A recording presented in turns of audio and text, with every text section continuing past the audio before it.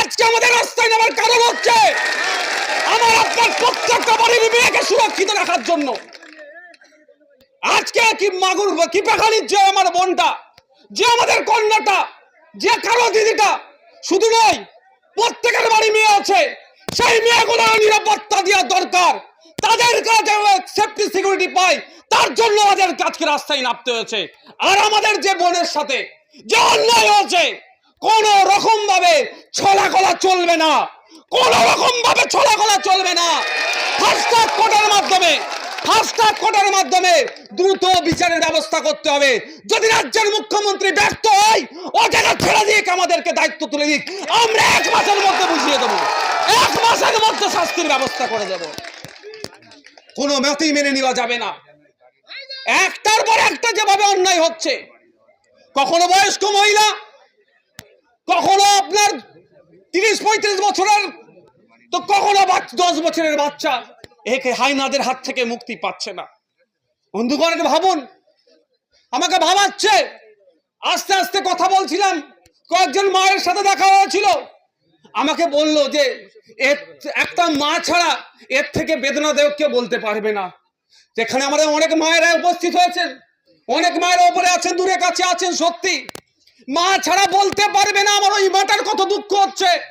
তো ওই মাটাকে দুঃখ আমাদেরকে ভাগ করে নিতে হবে এবং ওই মাকে দেখিয়ে দিতে হবে যে বা যে কুলাঙ্গাররা এই অন্যায় কাজ করেছে, তাদের যতক্ষণ না শাস্তি হচ্ছে আমরা ওই মায়ের সাথে থাকবো। আর শুধুমাত্র এই টিভিতে এসে বড় বড় ভাষণ দিয়ে চলে যাবে, ওটা হতে দেব না। একটা ডেডলাইন চাই, আমাদের ডেডলাইন চাই। আমি আশা করব মুখ্যমন্ত্রীর কাছে যে একটা ডেডলাইন দেবে এখানে, কারণ এখানে অলরেডি একজন অ্যারেস্ট হয়েছে এই মোস্তাকিম নামে। তার সাথে কেউ ছিল কি না ছিল না ওটা পুলিশ খুঁজে বার করবে। আমরাও চাই দ্রুত খুঁজে বার করুক এবং যত দ্রুত সম্ভব চার্জশিট দিয়ে ওকে কনভিক্ট করুক, ওকে দোষী সাব্যস্ত করুক এবং যে সাজা হবে দ্রুত দৃষ্টান্তমূলক শাস্তি দিক। দৃষ্টান্তমূলক শাস্তি দিলে এবং দ্রুত শাস্তি পেলে মনের মধ্যে যে কারো যদি পশুবৃত্তিগুলো থেকে থাকে, সে মনের মধ্যেই কবর দিয়ে দেবে, মনের মধ্যেই দাহ করে দেবে, যে ভয়ঙ্কর ব্যাপার ছাড়া হবে না। কিন্তু দুর্ভাগ্যের বিষয়, আমি গতকালকে বলেছিলাম, আজকেও বলতে বাধ্য হচ্ছে এখান থেকে মাননীয়ার কাছে, এখানে অনেক হাজার হাজার মানুষের মধ্যে অনেকে আছেন যাদের এখন দুর্গা উৎসব চলছে, সেটা ছেড়ে আজকে রাস্তায় কেন নামতে হবে? সত্যি আমাদের ভাবাচ্ছে, উৎসবকে ছেড়ে আজকে রাস্তায় নামতে হচ্ছে কেন? সরকার ব্যর্থ হচ্ছে। আর যারা সরকারকে ব্যর্থ করছে, তাদের বিরুদ্ধে সরকার কি ব্যবস্থা গ্রহণ করছে সেটাও দেখতে পাচ্ছি না। আমি যতটুকু তথ্য পেয়েছি মিডিয়ার মাধ্যমে, যতটুকু জানতে পারলাম, যে আমার যখন হারিয়ে গিয়েছিল, নিখোঁজ হয়েছে, খুঁজে পাচ্ছে না, লোকাল ওই মহিষমারি পুলিশ ক্যাম্পে গিয়ে জানিয়েছিল। তারা ওখান থেকে কোথায় পাঠিয়েছে? জয়নগর থানা থেকে প্রায় 20 কিলোমিটার। আর যেখানে মিসিং হয়েছে ওখান থেকে 1-1.5 কিলোমিটারের মধ্যে মনে হয়, তাও তো নয়, 1 কিলোমিটারের মধ্যে। কিন্তু ওর পরিবারের লোকজনকে জয়নগর থানায় পাঠাচ্ছে। পরে শুনছি জয়নগর থানা থেকেও নাকি বলছে ওটা যে ওটা কুলতলি থানার আন্ডারে। এই থানা খেলতে খেলতে আজকে আমার বোনটাকে আমরা হারিয়ে ফেললাম। যদি যথাসময়ে মহিষমারি পুলিশ ক্যাম্পের যারা দায়িত্বরত ছিলেন তারা বেরিয়ে যদি একটু খোঁজাখুঁজি করতো, তাহলে হয়তো আমাদের বোনকে আমরা হারাতাম না। তো ওই সময় ডিউটিরত যারা ছিল তাদের বিরুদ্ধে মমতা ব্যানার্জি কি ব্যবস্থা গ্রহণ করেছে সেটাও আমরা জানতে চাই। তাদেরকে এখনো কেন অ্যারেস্ট করা হচ্ছে না, এটা আমরা জানতে চাই। তাহলে কি মধ্যখানে ছাড় দিয়ে রেখেছে? এটা আমাদের ভাবাচ্ছে। ওখান থেকে যখন জয়নগরে গিয়েছিল, আশা করছি পুলিশ কর্তারা যারা আছেন, বিএনএসএস যে অ্যাক্ট হয়েছে 2023-এর, সেই আইনে 173 নম্বর 174 নম্বরটা কম করে সবাই আমরা পড়েছি। পুলিশের যারা কর্তারা আছে, যারা পুলিশের কর্তারা আছে, এই ধরনের মহিলাদের সাথে নির্যাতনের কেস হলে সেখানে বলেছে ভিডিওগ্রাফি করে রাখতে এবং একটা মহিলা পুলিশকে অ্যাপয়েন্ট করতে, এটা দেখভালের জন্য। জয়নগর থানা কোথায় পার করলো? কুলতলি থানাতে যেতে বলছে। আর যদি এখানে একটা টাকা ভর্তি গাড়ি ধরা পড়ে, বলতে খারাপ লাগছে, আমার পরিবারের সদস্যরাও পুলিশের বাইরে নয়, পুলিশও আমাদের পরিবারের একটা গুরুত্বপূর্ণ সদস্য। কিন্তু আজকে বলতে বাধ্য হচ্ছে, যদি মাল কামানোর জায়গা থাকতো ও দেখতেন ওর পরিবারের লোককে বলতো, ওই মহিষমারি পুলিশ ক্যাম্প বলতো, আমি তোমার সমস্যার সমাধান করে দেবো। মায়ের কামানোর দায়িত্ব থাকতো। আজকে আমাকে খারাপ লাগছে, আমি বলতে বাধ্য হচ্ছি, প্রশাসনের কর্তাদের উদ্দেশ্যে বলছি, জানেন না জিরো এফআইআর কি জিনিস? জিরো এফআইআর করে তো ওটা ওই থানায় তো পাঠ করে দিতে পারতো। জিরো এফআইআরটা হচ্ছে যেখানে ঘটনা ঘটেছে সেই থানাতে করলেও, আমি যা শর্টে বলছি ভাই, কনসার্ন থানাতে পাঠিয়ে দেওয়া যায়, সেটা করলো না কেন? যে বা যারা এই কাজটা করেনি, আমি আশা করব পুলিশ মন্ত্রী ওই সমস্ত সব পুলিশ কর্তাদের বিরুদ্ধে আমার লড়াই নয়, বা তাদের বিরুদ্ধে আমরা নয়, তারা আমাদেরকে নিরাপত্তা দিচ্ছে বলে আমরা শান্তির সাথে রাত্রে ঘুমাচ্ছি। কিন্তু পুলিশ সেজে যারা দায়িত্ব পালন করছে না, তাদেরকে ধিক্কার নিন্দা জানাচ্ছি। আমি আশা করব রাজ্যের মুখ্যমন্ত্রী আপনি এখানে আসবেন, নির্যাতিতার পরিবারের পাশে দাঁড়াবেন এবং এখানে এসে বলে যাবেন যে 1 মাসের মধ্যে ওর ফাঁসি হোক বা ওর যে শাস্তির ব্যবস্থা করবে তিনি দায়িত্ব নিয়ে বলে যাবেন। আশা করবো তো আমরা। উনি চলে যাচ্ছেন, শোভনের কি হচ্ছে, কাকে নিয়ে কি লীলা খেলা করছে সেখানে টাইম দিতে পারছে। চোর ডাকাতদের সাথে বসে, যাদের নামে একাধিক অ্যালিগেশন আছে, তাদের সাথে বসে মিটিং করতে পারছে। আরে গ্রামের মেয়েটার সাথে অন্যায় হচ্ছে, তার পরিবারের পাশে কেন আসবে না? এখানে মুখ্যমন্ত্রীকে আসতে হবে এবং তার পরিবারকে সাহস দিতে হবে। আর যদি পারটা না পারে, ও পদ থেকে উনি পদত্যাগ করো। আমাদের পাড়ার লোককে দাঁড় করে এর থেকে ভালো রাজ্য আমরা চালিয়ে নিতে পারবো। আমাদের রাজ্য আমার অন্য মাকে দিয়ে আমরা চালিয়ে নিতে পারবো। আমি অবাক হয়ে যাচ্ছি, এখনো পর্যন্ত আমার রাজ্যের মাননীয়ার মমতাময়ী মাননীয়ার মুখ থেকে এই সম্পর্কে কোনো বাক্য তিনি খরচ করলেন না। আমি গতকালকে বলেছি, আজকেও বলছি, এখান থেকে মাননীয়ার উদ্দেশ্যে আইবি ডিআইবি যারা আছে তাদের মাধ্যম দিয়ে বার্তা দিচ্ছি। গতকালকেও বলেছি, ভুল করেও যেন এক্ষেত্রে আপনি রেড বানতে যাবেন না, তাহলে অবস্থা কিন্তু ভালো করবে না বাংলার মানুষ, বলে দিচ্ছে। কোনো জায়গায় 2 লাখ, কোনো জায়গায় 4 লাখ, কোনো জায়গায় 10 লাখের রেট তো উনি আজকাল বেঁধে দিচ্ছে। আর না হলে কি বলছে, ও লাভ অ্যাফেয়ার ছিল, ও প্রেগনেন্ট ছিল, ও খদ্দের ধরছিল বলে দেখে দেওয়ার চেষ্টা হচ্ছে।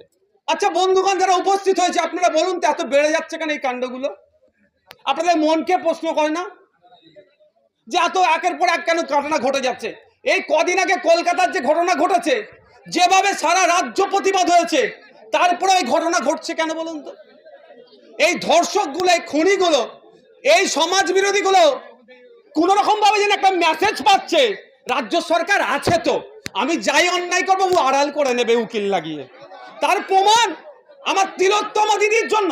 আস্তে আস্তে আস্তে, কি হয়েছে? ওকে একটু বাইরে বার করে নিজে পানি দাও একটু, যাও। অতজন কথা বললে তো আরো অসুস্থ হয়ে যাবে। আমাদের উকিল সাহেব, যাও তো তুমি ভাই, ওকে একটু বসতে দাও, ফাঁকা জায়গা, একটু বসতে, একটু পানি মুখে দাও। আসলে এখানে একটু পানি দাও, বসো বসো, মুখে একটু পানি দাও। তো তিলোত্তমা বোনের জন্য তৃণমূলের পক্ষ থেকে, শাসকের পক্ষ থেকে কি বলেছিল? 1 সপ্তাহের মধ্যে ব্যবস্থা হবে। এটা আপনাদের জেনে রাখা দরকার। বলে বরের মায়ের, মানে বরের ঘরের পিসি আর কুনের ঘরের মাসি, এ বলছে আপনাকে আমাকে কি জানাচ্ছে যে 1 সপ্তাহের মধ্যে বিচার চাই। কিন্তু এই ধর্ষক খুনিগুলোকে বাঁচানোর জন্য আপনার আমার ট্যাক্সের টাকা দিয়ে দিদিমণি সুপ্রিম কোর্টে ডজন ডজন উকিল আবার লাগাচ্ছে।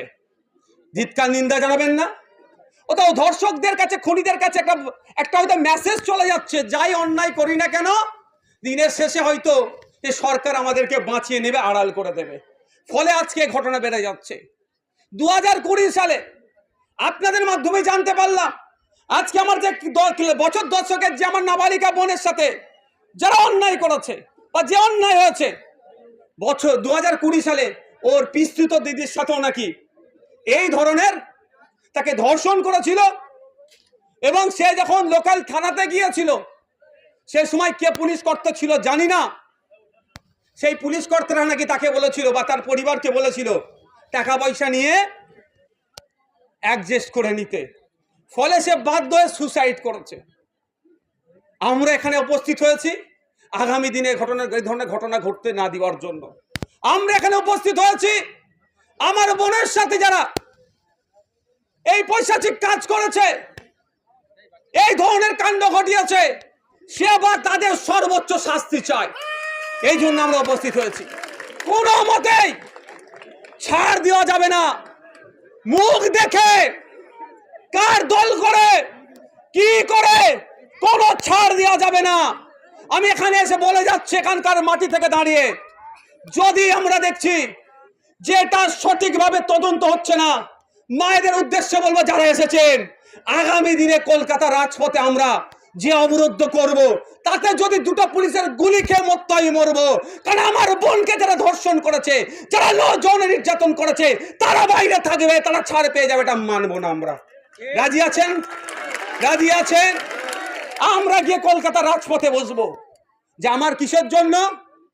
আমার 2 বিঘে 4 বিঘে জায়গার জন্য বসবো না, আর ক্ষমতার জন্য বসবো না, আমার বোনের বিচারের জন্য।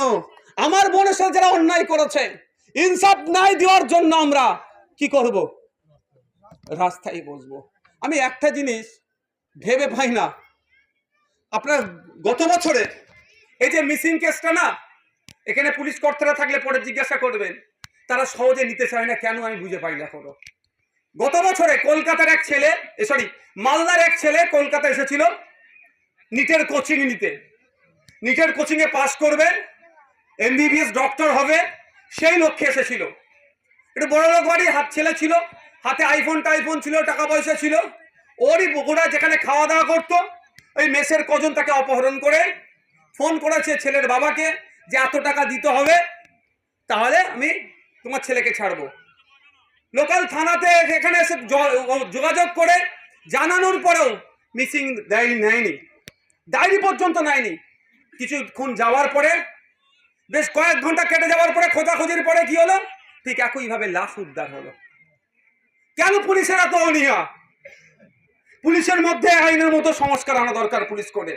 যদিও আমাদের দেশের আইন, যে নতুন আইন হয়েছে বিএনএসএস, সেখানেও কিন্তু উল্লেখ করা আছে যে এই ধরনের কাণ্ড ঘটলে মহিলাদের নির্যাতনের ক্ষেত্রে একটা মহিলা পুলিশকে অ্যাপয়েন্ট করার কথা বলা আছে। 173 নম্বর বিএনএসএস 2023-এর এতে 173 নম্বর ধারাতে, কিন্তু সেই মোতাবেক এরা কাজ করেনি।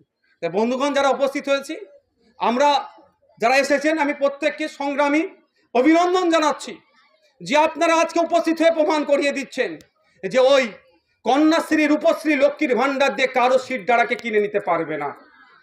কারণ হচ্ছে ওটা যারা দিচ্ছে না আমাদের প্রাপ্য, আমরা পাচ্ছি ঠিক কথা। কেউ আমাদের দান ভিক্ষা দিচ্ছি না, আমাদের ট্যাক্সের টাকায় ঘুরিয়ে আপনার ট্যাক্সের টাকা আমার মাকে দিচ্ছে, আমার মায়ের ট্যাক্সের টাকা হয়তো আপনার মাকে দিচ্ছে। এর থেকে বেশি কিছু নয়। ওটা কালীঘাট থেকে ট্যাক্সাল নয়, টাকা ছাপিয়ে আপনাকে আমাকে দিচ্ছে, ওটা আমাদেরই ট্যাক্সের টাকা। কিন্তু আমাদেরকে লক্ষ্মীর ভান্ডার, রূপশ্রী, কন্যাশ্রী দিয়ে আমাদের মেয়েদের উপর অত্যাচার হবে, আমাদের বাড়ির বউগুলোর উপর অত্যাচার হবে, আমাদের কন্যাগুলো, শিশু কন্যাদের উপর অত্যাচার হবে। আমরা বুক বুঝে চোখ বসে থাকবো, সেটাও আমরা মানব হতে পারে না। আমরা রাস্তায় নেমেছি, রাস্তাতেই থাকবো। দ্রুত বিচার চাইছি এবং মুখ্যমন্ত্রী বিবৃতি চাইছি। এখানে এসে মুখ্যমন্ত্রী তার বাড়িতে গিয়ে বিবৃতি দেবে, এটা আশা করছি। তবে ওই বিবৃতি আমরা নেবো না। কোন বিবৃতি? কামদুনির ঘটনা আমাদের ভুলে যাচ্ছি না। কামদুনিতে কি বলেছিল? অল্প কয়েকদিনের মধ্যে চার্জশিট হয়ে যাবে, অল্প কয়েকদিনের মধ্যে কি হবে, যারা দোষী শাস্তি পেয়ে যাবে। আর আমরা কি দেখলাম? 10 বছর পার হয়ে গেল, কামদুনির নির্যাতিতা আজও কাঁদছে। কাঁদছে মানে সে যেখানেই থাকুক, শান্তিতে থাকুক, সেই জায়গা থেকে কাঁদছে, তার পরিবার কাঁদছে, এখনো বিচার পাচ্ছে না। তাই বন্ধুগণ, চুপ করে গেলে হবে না। আমি আপনাদের অনুরোধ করছি, রং দেখতে যাবেন না।